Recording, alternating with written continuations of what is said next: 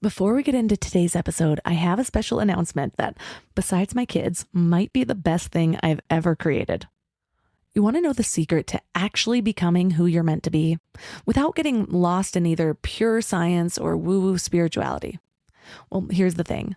It's not about becoming some perfect version of yourself that feels impossible to maintain. It's more about understanding who you really are and what you love, and then creating a life around that. And that's exactly why I created Living Mind Love. Each month, we combine brain science with soul wisdom to help you make real changes that stick. Everything I've learned from nearly 500 interviews with the world's most brilliant minds, broken down into tiny little shifts that feel natural and actually work. So this is about bringing together science and soul in a way that actually works. Plus, you'll be part of the first ever Mind Love community on School, so we get to figure this all out together. So if you want to make 2025 your best year ever, go to mindlove.com/living to join the waitlist, and you'll get instant access to my 10-year vision meditation. So let's get into today's episode. Welcome to Mind Love, episode 178. Today's episode is all about working from home, the mindset on how to thrive. If two twin sisters are pushing rocks up a hill, but one is pushing up rocks and the other one is building a cathedral, the second one has the same weight of rock that they're pushing, but because of their perspective relative to the rock and the thing that they're creating, all of a sudden the rock doesn't feel quite as heavy, even though it is. But the other person who's lamenting and frustrated and feeling like a victim to the weight and the chore that they have to do to push the rock up the hill, it's going to feel disproportionately heavier when it's not actually heavier. And that's the rub. It turns out that if we can orient ourselves to the task at hand, even if it's unpredictable, in a way that's not just positive, but actually constructive, then you can actually lighten the load and get more done. And if you're competing against other people in the process, you can actually have a competitive advantage that's almost unfair just by changing your mindset. Turn up your frequency with Mind Love. Bite-sized brain hacks for seekers, dreamers, and doers. It's time to give your mind a little love with your host, Melissa Monti.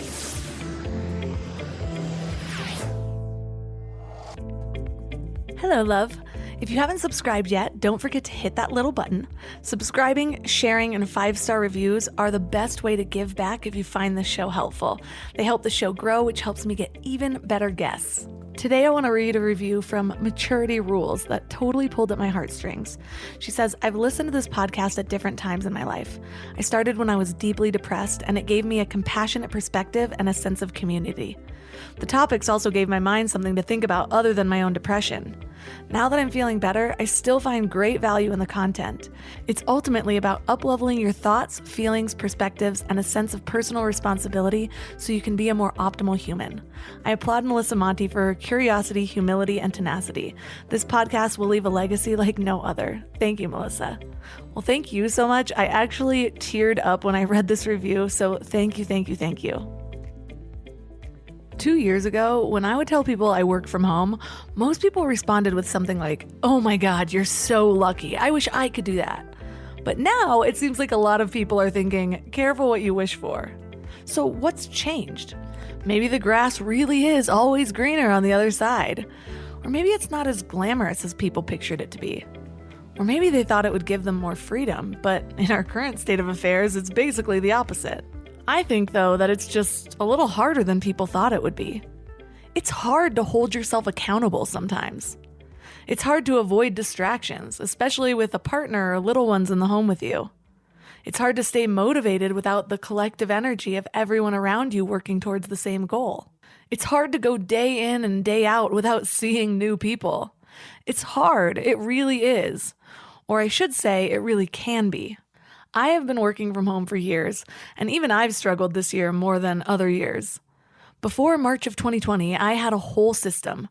I worked from home most days, but when I needed to get writing done, I'd walk to the coffee shop and order an oat milk latte and work by the window. When I needed to do web work, I'd walk to WeWork, my co-working space, and I'd make a tea and work in the common area. Then if I was recording or doing interviews or things that I needed my big monitor, I'd do all those things at home. Changing up my environment kept me feeling fresh, like I was always moving forward. And then that whole routine was just no longer available. So I went through all the ups and downs of transitioning. Not knowing how long all of this would last felt like I was waiting for something, so it was kind of tempting to just put my goals on hold until we knew more. Well, as we all know, we are still waiting, especially here in California. But one thing we do know is for a lot of us, these changes aren't temporary. 2020 has likely changed the way we work in general. Companies are realizing that they could cut some overhead by allowing people to work from home. They've already been forced to adjust their processes to allow remote work, so now that the work is done, why go back? So what I'm saying is, if you're waiting for your office to open back up, you might be waiting a while. Or forever. And one thing I've learned about life is that waiting for things to happen usually leads to some sort of pain. Maybe anxiety, maybe procrastination, or hopelessness, or failed expectations. Even when I am anticipating something in the future, I know that the best thing that I can do is make the best of what's happening right now in this moment. And there are a lot of positives of working from home. It doesn't mean the negatives don't exist. It just means that whatever you're focusing on is what you're going to feel. And what you feel is what you're going to get more of. Isn't it nice not having to commute? Or to be able to make exactly what you want for lunch? Or to be able to take a break to meditate or spend more time with your kids? There is more freedom in working from home, but if you're not feeling that freedom, you're probably just not setting yourself up for it. Let me explain. When I get caught in the negative spirals of working from home, I end up getting too distracted throughout the day. I beat myself up for not getting more done, and then I punish myself by saying no to things that I really want to do because I feel like I have to use my nighttime to make up for what I didn't do during the day. And then often, I still don't even get those things done at all. So I end the day feeling like I didn't get enough done and then feeling incompetent or like something's wrong with me because I couldn't just do what I know I needed to do. And then it starts again the next day. And I promise myself I'll do better, but feel even worse because now I've gone and broke a promise to myself. Sound familiar? Well, today we're tackling all of this. And our guest is Dane Sanders. Dane is the CEO of tellmeyourdreams.com, which is a performance coaching company that motivates employees to give their best. And it's designed specifically to keep remote teams connected. He also teaches, writes, and consults on habits and human flourishing. And he has a free course that was featured by Forbes, all on how to not only work from home successfully, but how to really appreciate that you have the opportunity to do so. So 3 key things we will learn are how to frame your habits to make working from home a blessing, what habits we need to cultivate to thrive working from home, and how to structure your day in a way that works for you. But before we dive in, I want to remind you to sign up for the Morning Mind Love. This isn't just some boring marketing newsletter. Instead, every weekday morning, you get a short note to inspire you for the day. Think of it like a little love letter from your highest self. Plus, when you sign up, you get 2 free gifts, a 30-minute binaural meditation and 30 days of self-reflective journaling prompts to help you grow. And it's all completely free. So join over 9,000 people and go to mindlove.com and sign up right there on the homepage. And now let's welcome Dane Sanders to the show. Thank you, Melissa. Thanks for having me. So tell us a little bit about you and how did you start helping people really understand how to thrive while working remotely? Yeah, well, my background, I can give you the 30-second drill. My undergraduate work was in marketing, and I felt like when I was finished my degree, I had learned how to manipulate people to buy things they didn't want or need, and I felt really gross about it. So I did the natural thing and went to grad school and studied philosophy, which was a recipe for unemployment or teaching, and I ended up teaching. And in my teaching, I taught leadership and character development, and this is kind of a winding way to get to your answer. When I was teaching that at a liberal arts college up in Santa Barbara, I got introduced to someone who I'm guessing is pretty familiar to you and to your listeners, a guy named Seth Godin. And Seth really helped me reframe what marketing was, that marketing could actually be a mechanism for change and that you could do it ethically. And what happened was I on the side, I picked up a camera and I became a professional photographer for about 12 years. And I had to market my services. I ended up writing a handful of books that were, I self-published my first book, and then I got picked up by Random House and did a 2-book deal with them and was the traveler speaker guy. So I had this very eclectic background between education, entrepreneurship, and trying to find my way forward. But in all these efforts, I found myself working from home a lot. I learned the skill of how do you cobble together an existence when you want to keep your expenses low, but you also have a high degree of responsibility to, own and run a business, or even in helping other organizations succeed with their businesses. Well, fast forward, I'm now CEO of tellmeyourdream.com, and Tell Me Your Dreams. We help companies. It's a B2B operation primarily. We help companies help employees really fall in love with work. So they are more engaged and they end up staying there longer and they love their culture and so forth. But then this past year, as everyone knows, we had a bit of a disruption. And as a result, our B2B deal flow paused. And my thought was, well, there's a lot of people right now who have been forced to work from home, and the complexity of their lives is significant. So I thought, why not take all of the intel that we had collected over the years, and we're working out in the context of people's lives, employees at companies and so forth. Why not try to do that same effort, but with consumers? So we started this little course called How to Win at Working from Home, offered it to about 40 people, totally a modest effort. But then Forbes magazine got wind of what we were doing, and they did a feature on us, and we went from 40 to 400 in about 48 hours. And then by the time the course was completed, we had over 800 people who were signed up for the course. And it was just a big reveal that there was a lot of people who were now navigating a very complex reality, and they were trying to, navigate, rugrats running around their home, and they were trying to figure out how do they make their home and their work and the unpredictability of COVID, just the unpredictability of life, all work. And those kinds of complex systems require a lot of thought, a lot of intention, a lot of presence. And those were all kind of areas that we had expertise with at Tell Me Your Dreams. I didn't mention this. We also kind of, at TMYD, we hire therapists and train them in our coaching modality, and they're the ones who coach employees at work. And what's fun about that is we get to kind of smuggle in proactive mental health in the workplace through helping employees achieve their dreams. So we had access to all these resources with our team and my own experience, having, been an independent freelancer for many years and having navigated being married and having 4 kids and trying to make work from home work. And in that space, I've become a bit of a habit freak. I spend a lot of my energy regimenting my life so that I can flourish as a person. And really, that's the overall mission of TMYD, and it's my own personal mission, is how do you help people not just survive in life, but thrive in life? And it turns out that a lot of that comes from people's intention and how they orchestrate their day, and really how they anticipate challenges that are going to come their way, whether they know what those challenges are or not. But they've anticipated them. And in anticipating them, they've readied themselves to not get taken out by the obstacle that's come their way, but actually harness that energy's obstacle, or the obstacle's energy, so that they can actually flourish. Well, until now, it seems like I remember I used to have conversations with people because I've been working from home for quite some time. And the amount of people that would say, yeah, I am just not the type of person that can work from home. And now all of those people, well, many of those people are kind of forced into that situation. So do you hold the belief that working from home is for certain people and other people are kind of destined to go downhill in this process? Or do you think it's something that anyone can really cultivate in order to thrive in that environment? Yeah, it's a great question. My view is it's a skill set. And like any skill, you can be bad at the skill or good at the skill. Some people are naturally talented towards those skills, or they're practiced. Like in your situation, they've had a lot of experience with it. And even if it's not natural to you, you probably learned how to navigate it.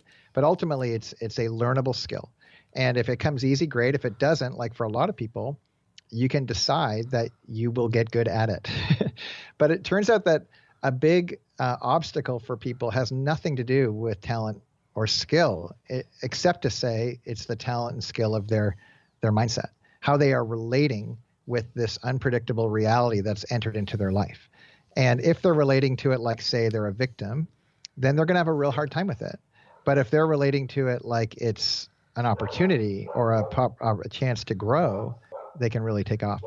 Does that make sense though, in terms of the mindset bit, that if I'm relating with something like this is an opportunity, that's great. But if I'm relating with this like it's a chore, well, then it's going to be really burdensome. One metaphor I use all the time is we talk about, if two individuals, let's call them twin sisters. If two twin sisters are pushing rocks up a hill, but one is pushing up rocks and the other one is building a cathedral, the second one has the same weight of rock that they're pushing, but because of their perspective relative to the rock and the thing that they're creating, all of a sudden the rock doesn't feel quite as heavy, even though it is. But the other person who's lamenting and frustrated and feeling like a victim to the weight and the chore that they have to do to push the rock up the hill, it's going to feel disproportionately heavier when it's not actually heavier. And that's the rub. It turns out that if we can orient ourselves to the task at hand, even if it's unpredictable, in a way that's not just positive, but actually constructive, then you can actually lighten the load and get more done. And if you're competing against other people in the process, you can actually have a competitive advantage that's almost unfair just by changing your mindset.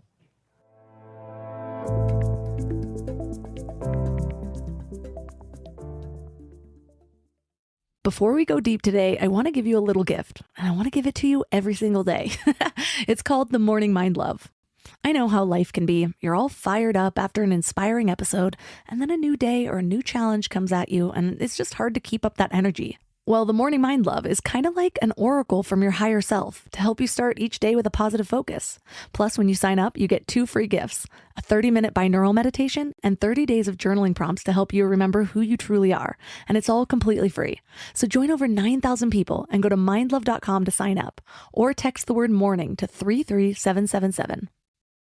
Let's talk about legacy for a minute. We're all working so hard on personal growth and building better lives and creating something meaningful. But how do we protect everything we're building? Look, I know life insurance isn't the sexiest topic, but it might be one of the most loving things you can do for your family. We kept putting it off. It's funny how things never feel like a priority until you need it, which is the total wrong way to approach life insurance. But now that we have kids, there is no way I'm taking a chance that they won't be taken care of if something happens to me. So suddenly, this was our number one priority. And SelectQuote makes it surprisingly simple. They're one of America's leading insurance brokers with nearly 40 years of experience helping over 2 million customers.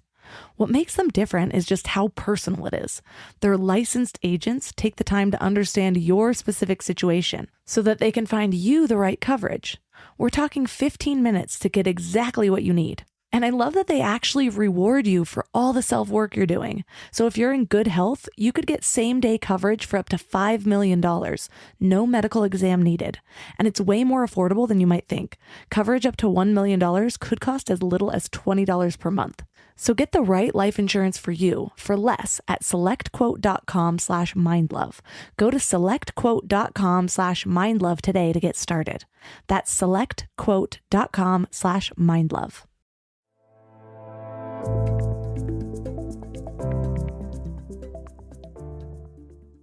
That makes perfect sense. I mean, even just observing everything that's gone on in the last year, it makes it even more clear to me that we can all be collectively experiencing the same thing in almost, it seems like, different realms. Like one person is elected to as president, and some people think it's the best thing ever. Other people think it's the worst thing ever. And they're both experiencing that in the way that they're holding up the experience in their minds.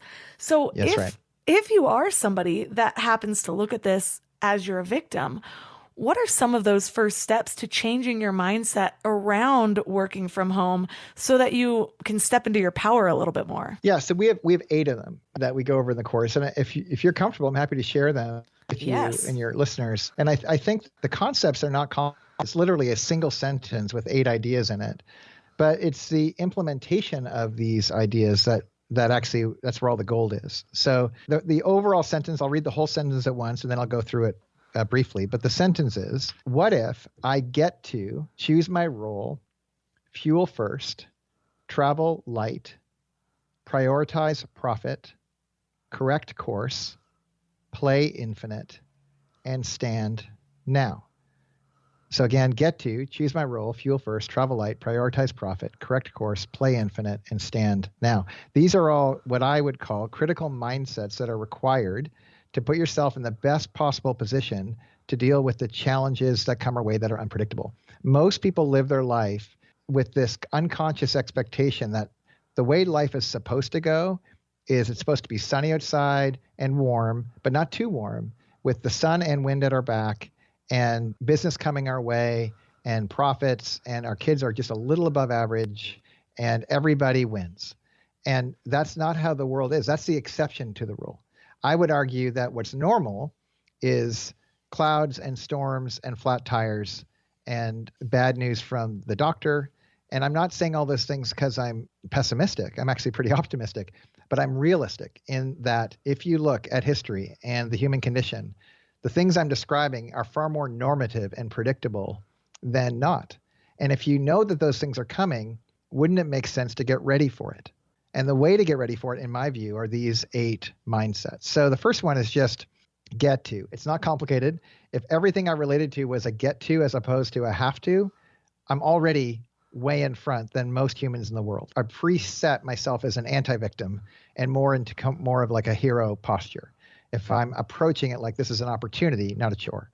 So I get to choose my role. Is it turns out that in every great narrative, every great story, there are plenty of roles for any of us to pick.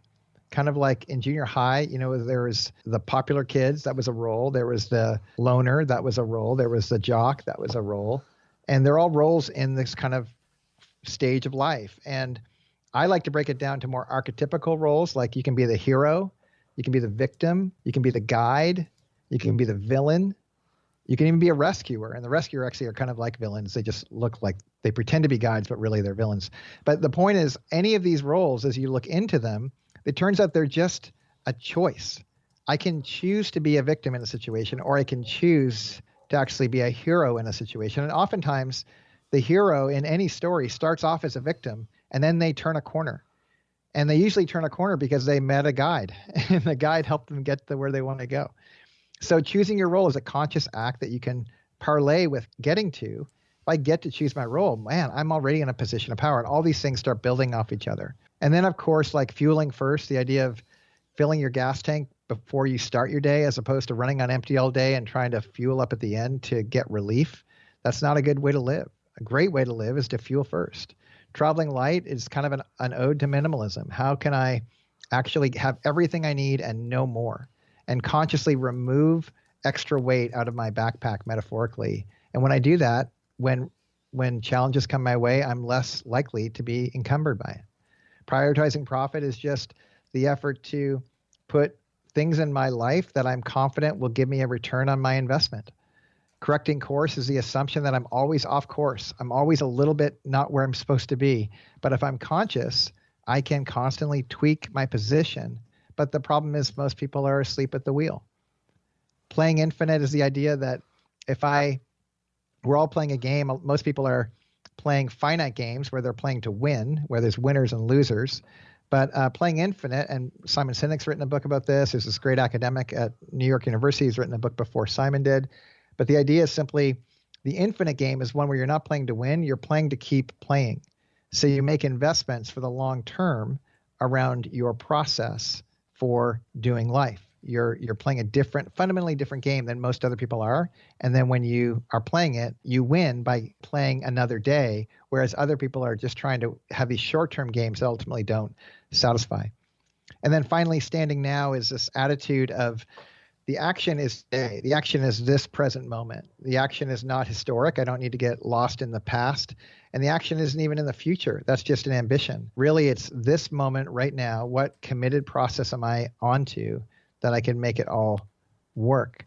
So you put all that together and you talk about it as a community over the course of a number of weeks, and you get this kind of mantra that helps people navigate the everydayness of life. They get to choose a role, fuel first, travel light, prioritize profit, correct course, play infinite, and stand now. So that's a mouthful. Oh, I love it. And I want to break these down a little bit. So I'm going to go back to the first one. Yeah. What are some of your tips in shifting your perspective to that get to? Is it just reminding yourself to be grateful? Do you have specific practices? For me, one thing I've been doing, I moved to a new town. It's been snowy. I'm pregnant. So I would notice myself slipping. Thanks. But I notice myself slipping into that victim mentality because I'm like, oh my gosh, it's so hard to layer clothes over this belly and it's cold outside and I can't snowboard. Why did we move here this year? Even though my mindset when I was moving here was, you know what, everything's closed down in LA. Let's move to the mountains where we have nature. And so it was this clear shift of this mindset. And I noticed myself spiraling down. And so every morning I've been starting with a little kind of mantra / prayer where I just start the day where I say, thank you for this brand new opportunity to enjoy life. I want my day to unfold with ease. I want good things to come my way. I want to remember to appreciate people, places, and things. I want to be good to myself and others. I want to remember at all times that all things are possible. And then I give blessings. I send blessings out because I just feel like that ups my energy. And it really did start changing the way that I viewed each day, starting with meditation and then really looking at the day as an opportunity to enjoy life changes the way that I show up to my work. It changes the way that I accept the challenges that come my way. And so I'm curious, what are some of your practices that help you shift that mindset? Yeah, it's a great question. And I love your approach. My own personality is one where I probably have a bias towards melancholy. For years, I would wake up just kind of in a fog of decision. Like, what do I do right now? I don't think I was necessarily depressed, but I honestly overwhelmed with all the different things that I could go do. And I found that if I didn't bring some structure to how I started every single day and did it the same way almost every day, I would just kind of get lost in my head. And it sounds a little bit of what I'm hearing you describe, Melissa, is that was happening, and that you just kind of got a hold of yourself, established a routine. I mean, I have one that you're much more gentle with yourself, which I think is really smart as a mom. But I engage in a lot of, it's going to sound so funny, voluntary discomfort. And who wants to sign up for that? Like, that's the worst. But here's why I like voluntary discomfort. And it's not like terrible discomfort. It's actually incredibly empowering. But what it is it's a choice to say, look, I'm going to start my day. Like, I wake up, I get out of bed right away. I turn off I track everything. I have these little wearable devices, and I track my sleep and how I'm doing. And after I turn that off, before I get to go to the restroom, I have to floss my teeth. Now, who wants to floss their teeth before they go to the restroom when they wake up? Especially if your baby is sitting on your bladder. Like, you don't want to do that. But here's the thing. If you decide the reward for flossing your teeth, and if, let's say, flossing your teeth is important to you, if you say, I'm going to at least get floss in my hand before I go sit down in the toilet, and I'll floss while I'm sitting, you will never, ever miss a day of flossing your teeth again in your life, because I guarantee you're going to go to the restroom. So if you just lock in a habit in advance of that moment, you've now, before you've even started your day, you've won. You're already in this position where I did the thing I didn't want to necessarily do, but I located that thing in a habit stacking kind of way, with a nod to James Clear. But the idea that if I could frame it up that way, I'm going to get a return before I even get started. So I do things like that. I floss my teeth before I pee. I stretch as soon as I wake up. It's the first thing I do. I have my clothes laid out from the night before. I'm usually up at 5:20 on the dot. I meet my buddies to work out at 6 a.m.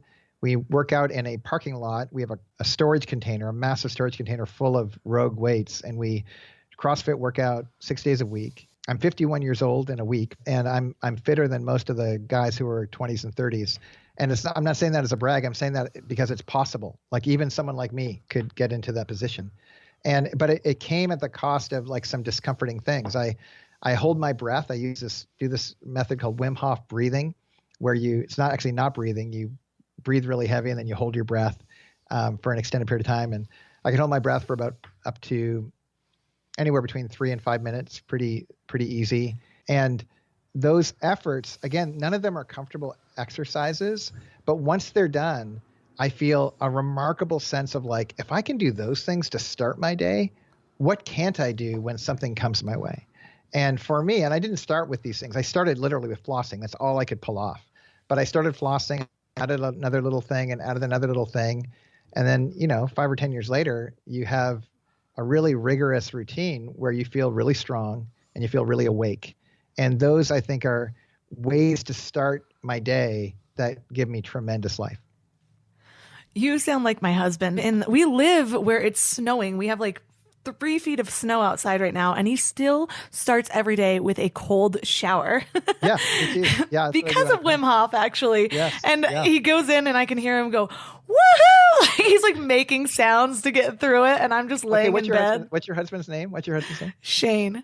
Okay, so Shane's already my favorite. So what Shane is doing in that moment of woohoo, that is an absolute synonym for get to.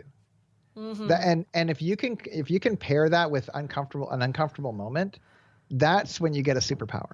And I think that's exactly what I'm describing. It's that it's a rare art. Very few people choose to do it. Most people live their whole life seeking comfort, and then they wonder why when life gets tough, they crumble, and because they're not ready for it. But when you relate with discomfort in a way that opens you up to, like, this is an adventure, this is a get to, all of a sudden the whole world turns upside down. It's like you can see and do things that other people, they're literally scared of. Their body reacts in response to it. And I get that not everybody will choose that, or they won't go for like cold showers in the mountains like Shane. But I will say that if they chose to do something a little uncomfortable with joy, with a sense of like, what if I were to get something from this? Even just as a test, even go to WimHofMethod.com and do one of his little challenges. It is remarkable the difference it can make in your outlook. I actually covered the Wim Hof method back in episode 9.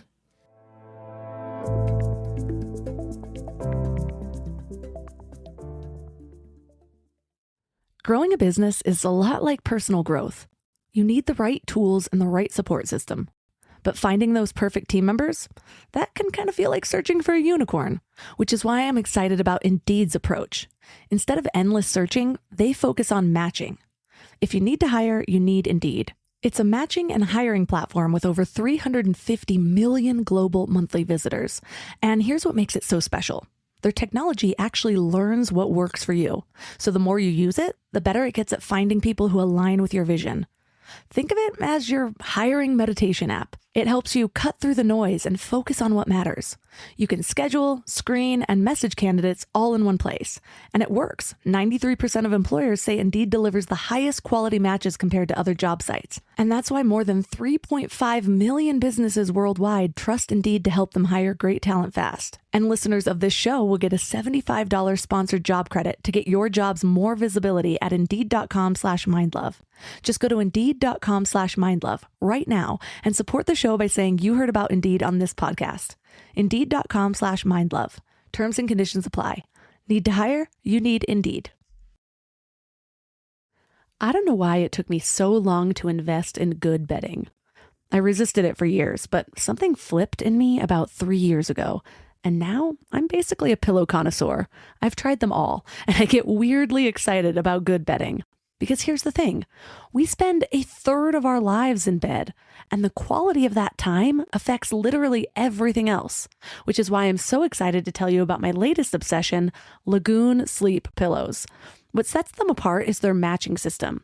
You take a quick 2-minute quiz about your sleep style and your preferences, and then they match you with your perfect pillow. I was matched with their Otter pillow, and I am so impressed.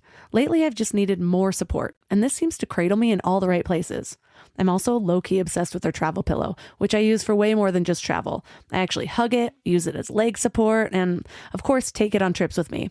Well, the secret is in their adjustable fill. You can add or remove it to get that perfect alignment for your spine. A study even found that the right supportive pillow can improve sleep quality by 63%.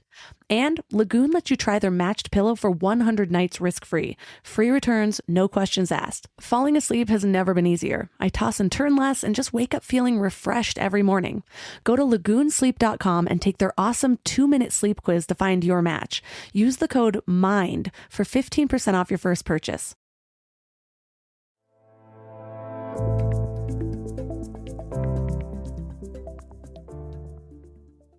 I have found that it's interesting watching my husband because he is very much like you, where it's like, okay, well, this is my new habit. And he decided to do this like 4 years ago, and he's been doing it the whole time. And Yeah. I started with him. And then I get to a point where I'm like, well, I don't want to be stuck doing something one way. My number one value is freedom. And so it's been funny to watch the way we both kind of structure our ideal days. And so what I know about myself is that I need to mix things up fairly often. So I'm constantly like reevaluating my current habits or the structure of my day, switching it up to keep it fresh, but I still do need that structure. But I have found that right now I'm very much living in my feminine energy because of being pregnant. And also I was, but I will say, a couple years ago, I had learned about that balance of masculine and feminine energy. And so I went all to the feminine because I realized for years I'd been living in the masculine, working in startups and pushing myself. And so this feminine energy felt like I was just receiving something totally new. But I found that after a while, it stopped working for me quite as well. And I needed kind of the kick in the butt of the masculine energy. So I went back to my old habits, started doing cold showers again. And so I have to oscillate between the two to really be my best self. And I find that really, it feeds that value that I have of freedom, it excites me to be able to work from home and have that ability to change up the way I work my day. Yeah, I think that's the trick, right, is freedom. I think, what do we mean when we say liberty? What do we mean when we say freedom? And I think a lot of folks, whether they're conscious to it or not, what they mean by freedom is they want to do whatever the hell they want, which I get. I mean, I really get that. There's a sense in which that's just human. Who doesn't want no limits? Let me go wherever I want to go and do whatever I want to do. The bummer part, though, is what we're describing or what you're describing is not that kind of freedom. It's not just access or the ability to do stuff. It's actually, I take it back. It is the ability to do things that other people can't do. It's the ability to do the thing that you want to do. Like, what if I wanted to have the freedom to get into cold water? That's a freedom. That's a liberty, because a lot of people don't think that's available to them. What if I wanted to, like, I had a buddy who was like, you know how amazing it is to run as fast as you can for like 50 or 100 yards? Like, that is freedom. And there's a lot of human beings right now that can't do that. They are totally locked up in their bodies, and their bodies have disqualified them from being able to do the things that they know they would experience more joy in life if they were to get after it. But I think that's the part, is like, freedom comes at a cost. We know that when we talk about like patriotic duty and, and a military defending borders and so forth. But freedom comes at a cost individually. And if I want to be truly free, if you want to be truly free, if your husband wants to be truly free, then whenever we come up against a limit, then we have to get creative around, well, how do we master that limit? How do we create autonomy and agency? And oftentimes that comes from some kind of a discipline or an effort that you do with consistency over a long period of time.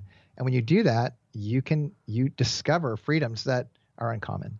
I agree completely. I actually totally believe that our limitations are guideposts steering us towards our highest path. And so it's like I experienced a good amount of trauma in my early 20s, and it just felt like I was being limited, or that was my mindset at the time. And I lived in that victim mentality for quite a bit.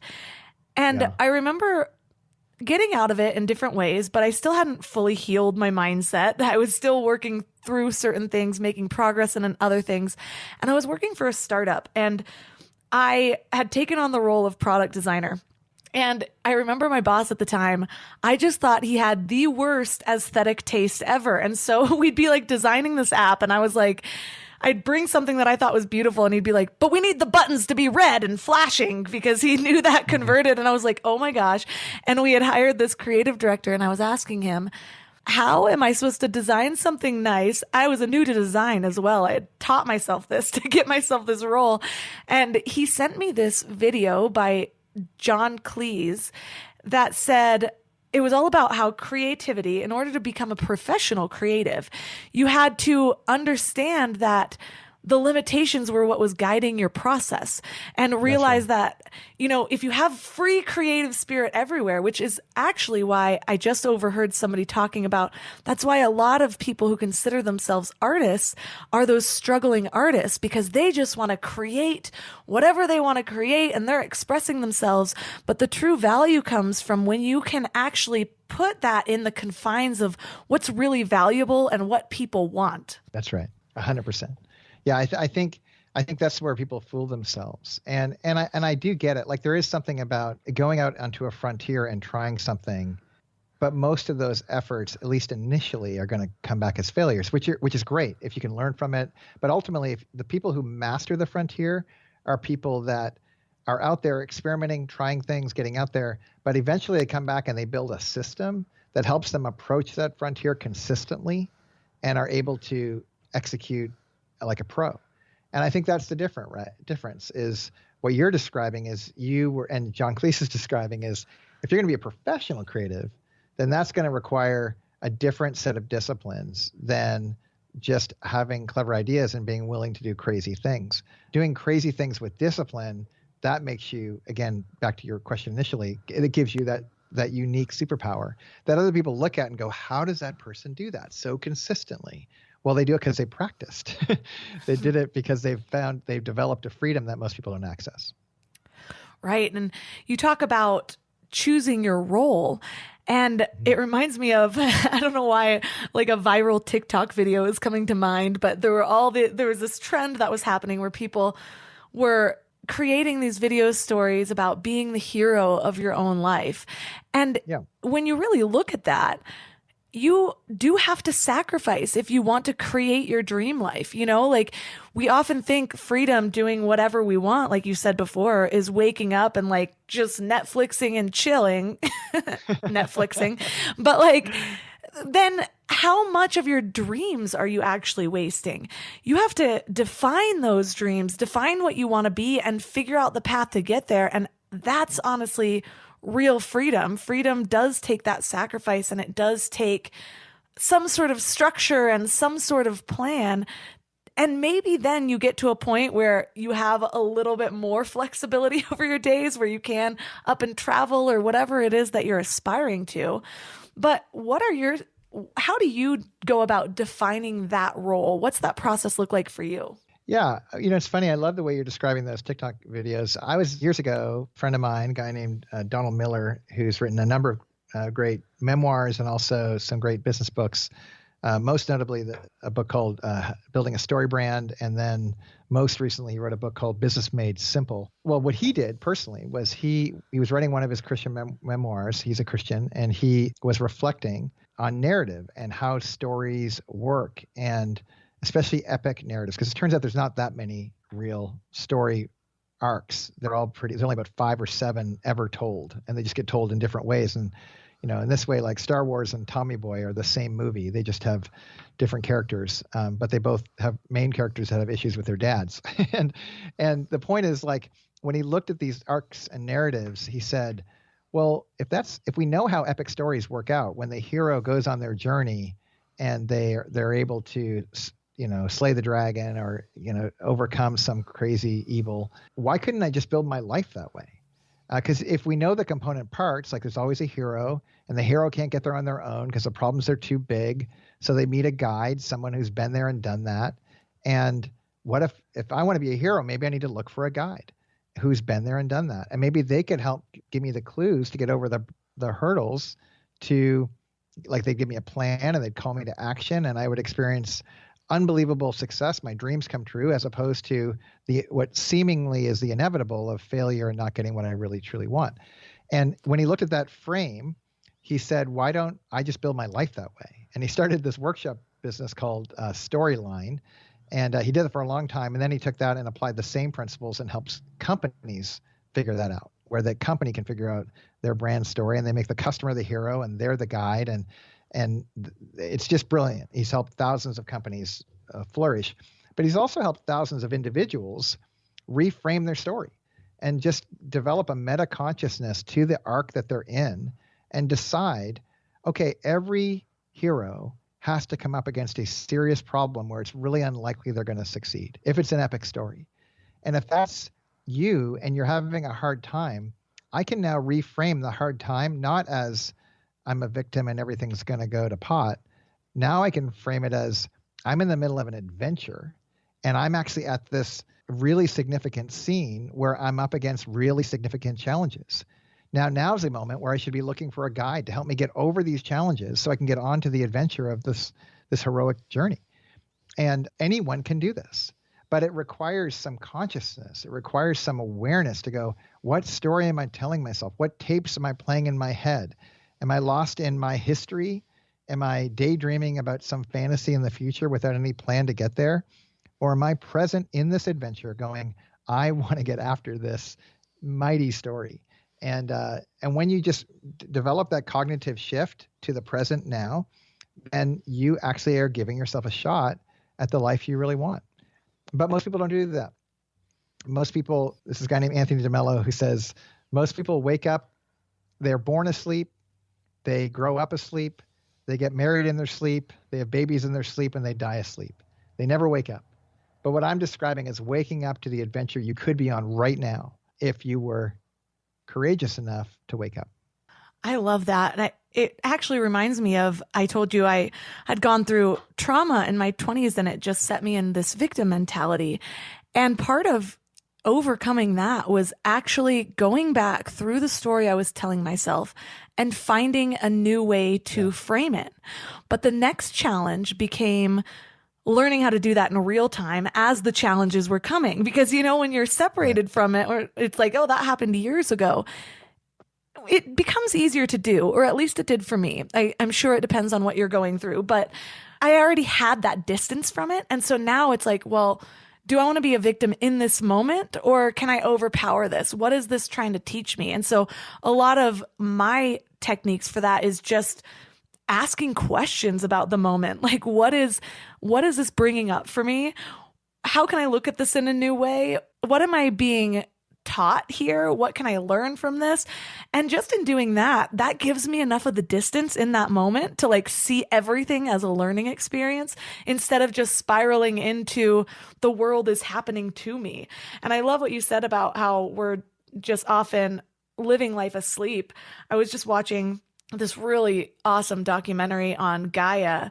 I think I was watching Samadhi. I ended up watching a couple, but one of the quotes was like cattle, most humans live and die in passive subjugation, feeding their lives to the matrix. And so when you start to realize that, you're always being programmed, whether it's by your experiences or by what you're watching on TV, allowing yourself to replay in your mind over and over again. Our minds are these super complex machines, and we're just programming it. And so if we don't get a little bit more intentional about what we want out of this life, how we're living this life, what we want out of this present moment, we are going to just kind of be feeding the matrix, as that quote said. Yeah.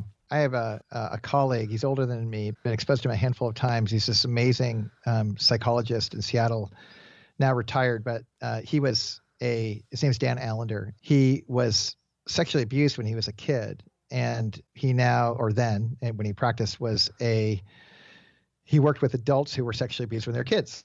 And he helped them navigate how they were relating with that trauma. And he had two rules, and the rules are what are interesting, I think, for your listeners. First rule was he would only work with people for 1 year. And he only had one goal during that 1 year. So here he had these legitimate victims, right? People who were victimized. And no one would argue that, children abuse that way. Nobody would second guess. Are they legitimately victims? Yes, they are. It would be a lie to say they weren't. But his goal over the course of the year was to invite these adults to give up their victim status. And if he could walk them through a process where they would give up their victim status, like voluntarily, like not because they have to, not because they should, because they go, I know I'll find more freedom in that new story than I will this old one. And they get there, then it's victory. Like he can do that. But if he couldn't get it done in a year, then they probably were never going to give up that story. And that's okay. No problem.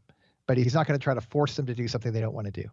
And I think that's some of what, as folks are listening to this and are kind of reflecting on their own experience, if they want to choose their role in this adventure of their life, they might need some help in the short term to help guide a process where they get really serious about role are they living into, and it's probably a legitimate role, but maybe it's not the role that's giving them the most life. And maybe some guidance could actually open up a new path forward. So when you are choosing that role and you're kind of reflecting back on where you need to course correct, which is another one of these kind of pillars, what's your process for deciding what's working, what's not? Because I know a lot of people just get overwhelmed and then they just blame the whole thing. Working from home's not working for me, So how do you figure out what thing isn't working and where do I need to make a change? I really like thinking about motivation for this question. So hang with me for just a second. But if you think about external motivators and internal motivators, external motivators that life isn't working are things like, I'm not as pretty as I'd like to be, or I'm not affirmed as often, or I don't have as much money or status, or and again, I don't want to make those things inherently bad in any way. I think some of those things are really fun. But I also think they're external to ourselves. And if I am correcting course to try to achieve an external driver, that's probably not very resourceful. Statistically, people tend to say that they flourish in life when they are driven by internal or intrinsic motivators. So things like being competent, like skilled at a thing, that's an intrinsic motivator. And being skilled at working from home is something if you practice it, I can pretty much predict you're going to be bad at it at the beginning, but if you persist with it, you will get better. I guarantee you. And as you get better and you learn the skill, you may choose when things open up to go to WeWork or some other co-working space or whatever. And that's a choice, but that's different than the confidence building competence that comes from knowing the skill that you have. Another internal motivator is just being authentic to yourself, noticing that I'm feeling true to me. I'm not just giving into hard things because they're hard. In fact, my most true self persists when it gets hard, and then I can make some decisions. Another internal motivator is being in a community where you know you're loved, where people are around you and you know they care for you. A good kind of initial question to ask when you're correcting course, I believe, is first of all, what am I going for? What's motivating me? And I would first try to correct course towards motivations that are internal, things like competence, things like authenticity to myself, things like moving towards a community of people who care for me genuinely. And if they're external motivators, as much as I could bear it, I'd resist it. I would correct course away from the extrinsic motivators and index towards internal motivators. I really like that, especially because when we're going for those external motivators, even if we consistently reach them, my friend Kelsey Ramsden talks about success hangovers. And she said that she reached those these are real. Huge levels of success and immediately just felt deflated. It was like this moment of celebration, but then it's like, what am I working towards? And so you start to realize that it's an unsustainable way to be. But when you start looking at things as, well, what am I developing? And I actually went through that. I was doing the podcast for a while. I've always had a deep passion for this. It's been the most sustainable thing I've ever done in my life. But especially in the beginning of COVID, when there was all of these things that seemed to be happening to me, and I hadn't yet caught my mindset. I wasn't seeing people. There was all these things that had kept me motivated before that suddenly I was in charge of on my own, combined with doubt and fear and all this stuff. And so what I had to come back to was remembering, what would I do? What is my ideal day like? It's talking to people who are successful and who have wisdom that I don't have, or that are experiencing parts of life that I have not yet experienced. It's this, I love interviewing people that I feel like I'm just absorbing wisdom in different ways. I love even the editing process of reflecting back on that and really grounding it into my own wisdom. All of this is amazing. And so coming back to that made me realize this isn't something I have to do. It goes back to, it's something that I get to do. I created this on my own and I've created my ideal life. And it's so interesting how you can create your ideal life, and still your mindset might convince you that something about it's a burden if you don't catch yourself. That's right. Well, the drift is real, right? Like, I think we're all human and we all look to external indicators of success. Like, are we doing well? And we're built to be kind of climbing status ladders, if for no other reason, just to survive. People, if you're a certain height on the status, then you're going to have an easier go in life. And that's not news. But the trick is to understand that it also isn't where you find the most happiness in life. The status ladder might help you survive, but it's not going to help you thrive. Thriving comes from, and you see this with super performers. Super performers, they tend to not care very much at all about output. They look to output as feedback to see if things are working, but then they get back to their system or their process or their practice. And it's really the practice that if you refine the practice, you can trust you're going to get good results over the course of a lifetime. Your body of work will prove itself out. But it's usually the mark of the young professional or the immature professional that is disproportionately obsessed with external indicators because or perhaps it's their first run at success and they're having a great go, but it's not ultimately, once that good thing happens, then they're going to feel this pressure to have another success story and another success story. And if they have to reinvent the wheel every single time, and they haven't developed an internal skill set to just do good work over and over again, that's what becomes unsustainable, and they get really discouraged. But that success hangover is so real, but it's amazing. People who have a great practice, they hardly ever have hangovers. They just have the habit of getting up and doing good work again and doing good work again. And sometimes that good work yields hits, and sometimes that good work yields learning and failure, but it's always valuable. And that's where sustained effort can really get you going.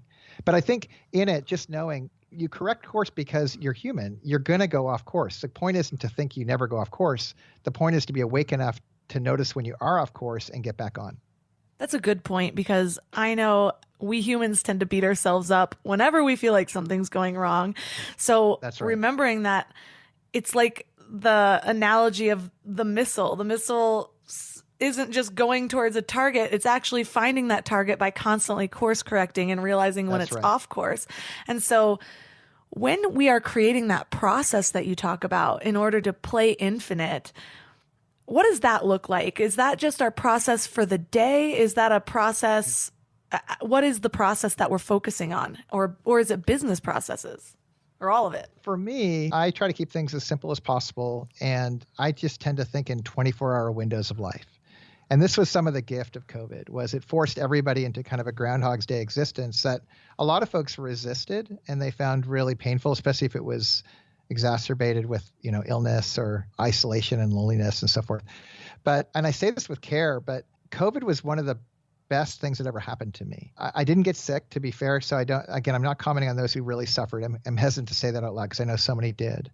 But I say it because it forced a 24-hour clock that kept resetting, and I was conscious to it over and over and over again. And I had an opportunity to decide how I was going to relate with it. And I also, because I was offering this course, whenever you're the teacher, it feels like you kind of feel a different kind of pressure to live out the stuff you're talking about. And this was the gift, is I was sharing what had been practicing for a lot of years, but I was doing it in a way that was forced in our culture. And I found that I was getting stronger and more awake with every day that I engaged my 24-hour practice. And now it feels like COVID's kind of begun the end and whatever new is happening. But my process continues. And it starts with before I go to bed, and then when I wake up, and then when I'm doing my work and I have a lull, and then my middle day, and then my afternoon work, and then my end of day, and then my evening, and then when I go to bed.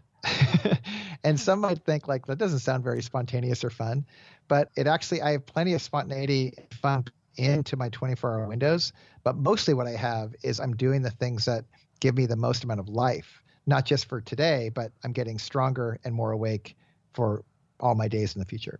Yeah, I also thrive with that structure. I really think we all do, because again, we think we want that freedom of being able to wake up and do whatever we want, but we don't really realize how likely we are to fall into patterns that we didn't necessarily create.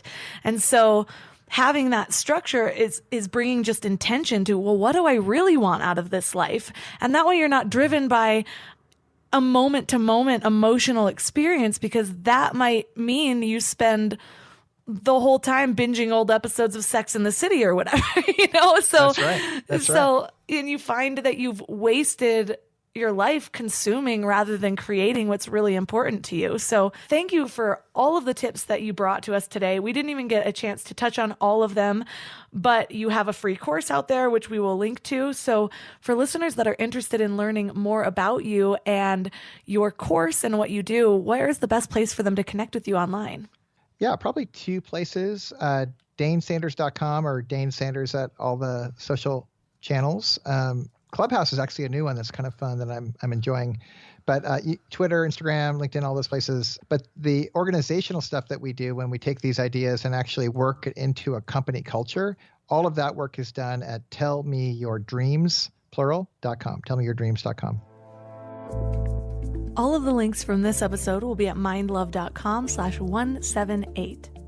So your challenge for this week, if you're working from home, is to be real honest with yourself about how you're structuring it.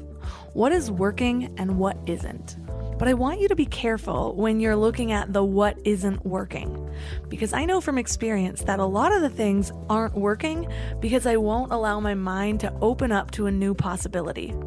So I will be honest, when I first moved to the mountains, I was stoked about it. But then the transition was hard for me. And to be honest, every single time I've moved somewhere, even when it's my dream spot to live, it's difficult for me. But moving from LA to a small town in the mountains, it doesn't come without a few perceived sacrifices. And I'm saying perceived because, again, so much of it is about the mindset. For a few weeks, I became so fixated on all of the things that I was missing from my old town that it made it nearly impossible to see all of the beauty around me.